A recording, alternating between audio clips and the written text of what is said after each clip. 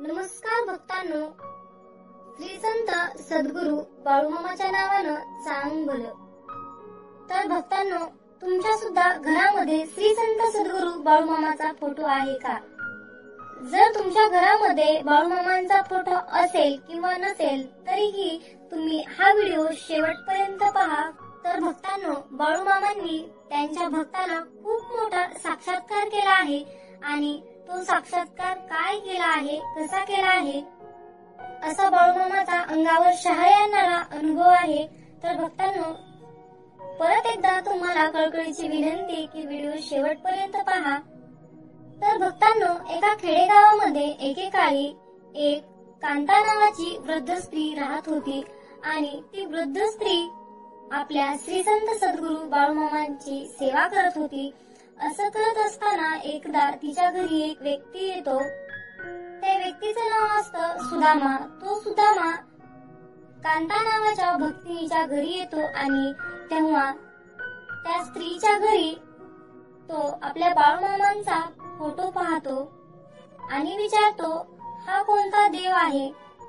तेव्हा कांता नावाची ती भक्तीन त्या सुदामा नावाच्या व्यक्तीला सर्व काही बाळूमामांच्या लीला सांगते. तेव्हा त्या व्यक्तीची सुद्धा आपल्या बाळूमामांवर श्रद्धा जडते. तेव्हा तो व्यक्ती त्या स्त्रीला सांगतो की मला सुद्धा बाळूमामांचा फोटो दे आणि मी सुद्धा बाळूमामांची सेवा करणार आहे. असे सांगितल्यानंतर त्या स्त्रीने सुदामाला बाळूमामांचा फोटो दिला आणि सुदामा तो बाळूमामांचा फोटो घेऊन त्याच्या घरी गेला. घरी गेल्यानंतर भक्तांनो, पडकं तुडकं घर होतं. त्या घरामध्ये सुदामाने एका भिंतीला खिळा मारला आणि त्या खिळ्याला आपल्या बाळूमामांचा फोटो लटकवला आणि घडल तशी सुदामा साधी भोळी सेवा आपल्या मामांची दररोज नित्यनेमाने करत होता. असे करत असताना एके दिवशी काय झालं भक्तांनो, सुदामा सकाळी दररोजच्या प्रमाणे मामांची सेवा करून कामावर निघून गेला. सुदामा कामावर गेल्यानंतर त्याच्या घरी 3 बायका येतात आणि सुदामाच्या घरामध्ये भिंतीवर लटकवलेला बाळूमामाचा फोटो पाहतात आणि त्या स्त्रिया एकमेकींमध्ये कुजबुजत असतात, बोलत असतात. म्हणतात की काय हा सुदामा या वेड्या धनगराच्या नादी लागला. असं त्या 3 स्त्रिया बाळूमामांच्या फोटोकडे बघत बोलत असतात. त्या स्त्रिया म्हणतात, या सुदामाच्या घरामध्ये इतर कुठल्याही देवांचा फोटो नाही आणि या वेड्या धनगराचा फोटो या सुदामाने घरामध्ये ठेवला आहे. असं म्हणत असताना तेवढ्यातच बाळूमामांचा फोटो भिंतीवरून खाली जमिनीवर पडतो. फोटोचे काच फुटतात, फोटोचा चक्काचूर होतो. तेव्हा त्या 3 स्त्रिया खूप घाबरतात, थरथर कापतात. त्यांना बोलता सुद्धा येत नाही, अंगावर शहारे येतात. मग हा घडलेला प्रकार सुदामाच्या कानी पडतो.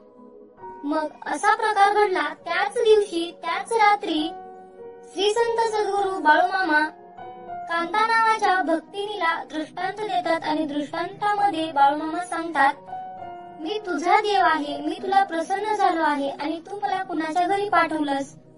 त्या घरामध्ये माझी व्यवस्था होत नाही. मला त्या घरातील लोक, तेथील शेजार पाजार तुच्छ समजतात, धनगरड बोलतात. तर तू मला अशा घरामध्ये का पाठवलंस, असे बाळूमामा कांता नावाच्या भक्तिनीला सांगत असतात दृष्टांतामध्ये. तर भक्तांनो, खरोखरच दुसऱ्या दिवशी ती भक्ती सुदामाला पत्र पाठवते आणि त्या पत्रामध्ये लिहिते की तुम्ही श्री संत सद्गुरू बाळूमामांना तुच्छ का समजता, त्यांना तुम्ही धनगरड का म्हणता. तुला जर माझ्या मामांची सेवा करणं होत नसेल तर तो फोटो जशाचा तसा माझ्या मला घरी परत कर, अशी ती भक्ती त्या पत्रामध्ये सांगते.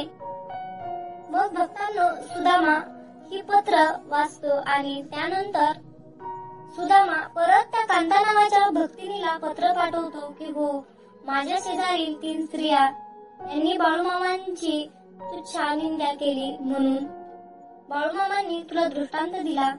तर भक्तांनो, यातून आपल्याला एक सत्यता जाणून आली की ज्या घरामध्ये बाळूमामांची सेवा मनोभावे श्रद्धेने केली जाते त्याच घरामध्ये आपले मामा नेहमी आपलं संरक्षण करत असतात.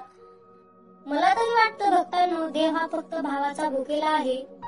तुम्ही साधी सेवा करा, सतत नामस्मरण करा, यातच देव आहे, यातच देव आपल्याला प्रसन्न होतो.